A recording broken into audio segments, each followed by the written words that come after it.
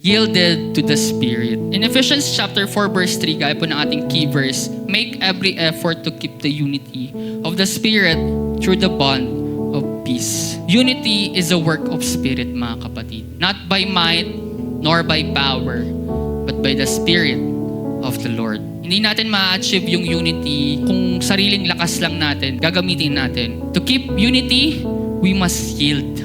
When we say yield, hahayaan natin yung Spirit yung mag-move sa ating simbahan. Surrender pride, ego, and preference to the Spirit guidance. Mga kapatid, unity breaks when we insist yung tinatawag na my own way. Kapag pinilit pala natin yung my way doon sa mga taong nakapaligid sa atin, nabibreak yung unity sa buhay ng bawat isa. And it is preserved when we yield to God's way.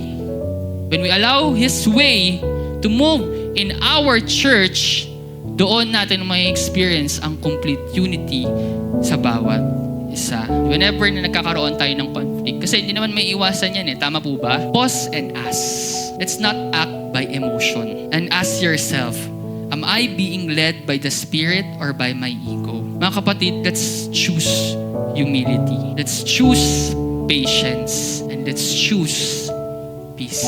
Kapag wala yung mga bagay na ito, mga kapatid, mahirap ma-achieve yung unity sa body ng ating Panginoong Yesus. World of Science, mga kapatid, na-discover nila that there's a protein molecule called laminin, known as the cell adhesion molecule, and it literally the glue that holds our physical bodies together.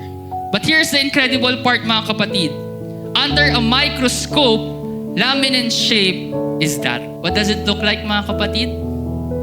A cross. It is so amazing that what holds our human bodies together carries the shape of the cross. Sabi dito, unity is not uniformity. Unity does not mean we all need to look alike, think alike, or act alike. Our strength is our diversity. We are living in a diverse world where each and every one of us has their own talents, has their own abilities. Hindi naman pag sinabing unity, dapat pare-parehas tayo ng ginagawa. But yung mga differences na meron tayo, mga kapatid, when we just offer it sa ating Panginoon, dun lang siya gaganda. And when we choose to work together, mga kapatid, the work of Christ through His church becomes unstoppable. Hindi natin ma-achieve yung mga goals natin sa ating simbahan kung wala ang buhay ng bawat isa.